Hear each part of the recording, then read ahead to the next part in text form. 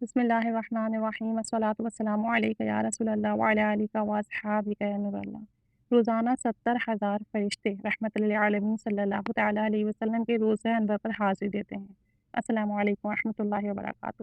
روایت میں ہے کہ روزانہ نبی کریم صلی اللہ علیہ وآلہ وسلم کے روزہ انور پر 70,000 فرشتے صبح کو حاضری دیتے ہیں اور دوسرے 70,000 فرشتے شام کو حاضری دیتے ہیں۔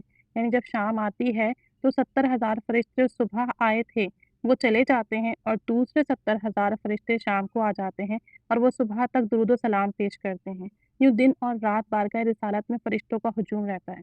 جو صبح میں 70,000 فرشتے آتے ہیں وہ شام تک درود و سلام پیش کرتے ہیں، پھر وہ چلے جاتے ہیں، شام میں دوسرے 70,000 بارگاہ رسالت میں حاضر ہوتے ہیں اور وہ درود و سلام پیش کرتے ہیں۔ اللہ کریم کی طرف سے ان فرشتوں کو عمر بھر میں صرف ایک مرتبہ دربار رسالت میں حاضری کی اجازت ہے۔ اس لیے جو فرشتہ ایک بار حاضر ہو جائے وہ عمر بھر دوبارہ حاضر نہیں ہو پاتا، اور یہ عدل بدل کا سلسلہ چلتا رہتا ہے۔ اس طرح کروڑوں فرشتے دربار رسالت میں حاضر نہ ہونے پائیں اگر یہ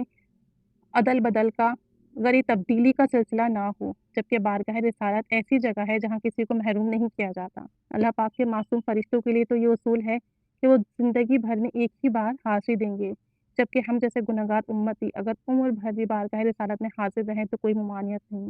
ایک صحابی ہیں حضرت سیدنا قعب رضی اللہ تعالی عنہ سے روایت ہے کہ روزانہ صبح کے وقت 70,000 فرشتے نازل ہوتے ہیں جو نبی کریم صلی اللہ علیہ وآلہ وسلم کی قبر انور کو گھیر لیتے ہیں اور اس کے ساتھ اپنے پر لگاتے ہیں اور بارگاہ رسالت میں درود و سلام کا نذرانہ پیش کرتے ہیں۔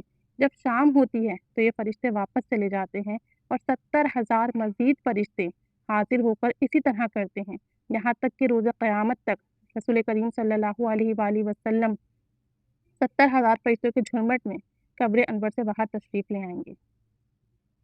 حکیم الامت مفتی احمد یار خان رحمۃ اللہ علیہ روایت کے تحت فرماتے ہیں یہ 70,000 فرشتے وہ ہیں جن کی عمر میں ایک بار حاضر دربار کی اجازت ہوتی ہے۔ یہ حضرات حضور صلی اللہ علیہ وآلہ وسلم کی برکت حاصل کرنے کو حاضر ہوتے ہیں۔ جو فرشتے ایک بار حاضری دے جاتا ہے اسے دوبارہ حاضری کا شرف نہیں ملتا، ساری عمر میں صرف چند گھنٹے ہی یا آدھا دن ہی یہ حاضری نصیب ہوتی ہے۔ اللہ عز و جل کا ہم مسلمانوں پہ کتنا کرم ہے کہ ہم بار بار وہاں حاضری دیتے ہیں، برکات حاصل کرتے ہیں، اپنی آنکھوں اور دلوں کو ٹھنڈک پہنچاتے ہیں۔ نبی کریم صلی اللہ علیہ وآلہ وسلم کے روزہ انور پر گھنٹوں، دنوں اور کچھ حضرات تو عمر بھر وہیں رہتے ہیں۔